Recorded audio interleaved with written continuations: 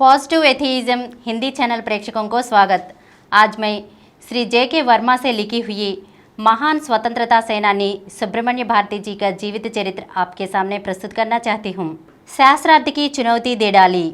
वर्ष 1897 में जब सुब्रमण्य 15 साल के हुए तो दरबार में मौजूद अधिकांश विद्वान सुब्रमण्य से नाराज हो चुके थे।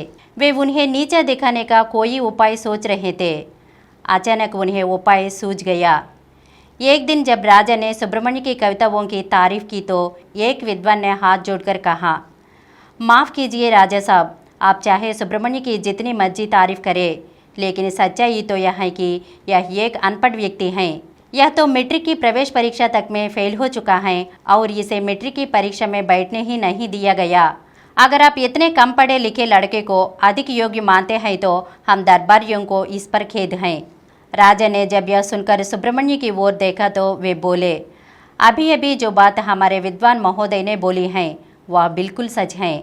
मुझे मैट्रिक की परीक्षा में नहीं बैठने दिया गया, लेकिन मैं बता देना चाहता हूँ कि ज्ञान केवल स्कूली पढ़ाई से नहीं आ जाता। स्कूल कॉलेज में बड़ी बड़ी परीक्षाएं पास करने के बावजूद लोग एक प्रार्थना पत्र या कविता की एक पंक्ति तक नहीं लिख पाते। इतिहास गवाह है कि न जाने कितने ही महापुरुषों और संतों ने स्कूली शिक्षा में सफलता नहीं पाई, लेकिन जिंदगी के हर क्षेत्र में सफलता पाई। मैं दावा करता हूं कि स्कूली शिक्षा में चाहे मैं कमज़ोर हूँ, लेकिन भाषा और काव्य के ज्ञान में किसी से भी पीछे नहीं हूँ। अगर इस दरबार में किसी को कोई गलतफहमी हो तो मैं उसे सहस्राब्द की चुनौती देता हूँ। मेरी चुनौती इस दरबार के हर विद्वान के लिए है। कोई भी विद्वान कभी भी मेरे साथ भाषा और काव्य में सहस्राब्द कर सकता है। सुब्रमण्य के मुंह से यह बात सुनकर जहां राजा हैरान रह गए, वहीं दरबारियों के चेहरे तनाव से भर गए। एक कमसिन उम्र का चौकर उन्हें सहस्राब्द की चुनौती दे रहा था और वह भी बड़े दरबार में। तय किया गया कि सहस्राब्द का दिन जल्द ही निश्चित किया जाएगा। सहस्राब्द के समय राजा स्वयं उपस्थिति होंगे तथा वहीं उस समय विषय देंगे जिस पर सहस्राब्द किया जाएगा। जल्दी ही वह दिन तय कर दिया गया। तिथि तय होते ही जहां दरबार के विद्वान कुछ विशेष तैयार करने में जुट गए, वहीं सुब्रमण्य यूं लापरवाह हो गए जैसे ही कुछ होने वाले ही ना हो। इस बात की चर्चा सुब्रमण्य के घर तक भी पहुंच गई।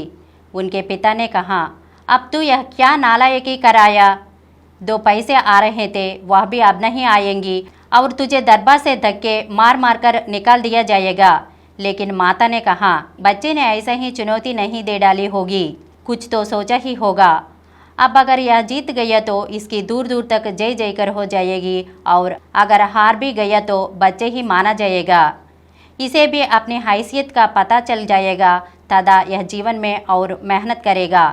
इसलिए जो होने जा रहा है उसे होने दीजिए। अगले एपिसोड में सुब्रमण्य भारती के बारे में और कुछ अंशों को जानेंगे। धन्यवाद।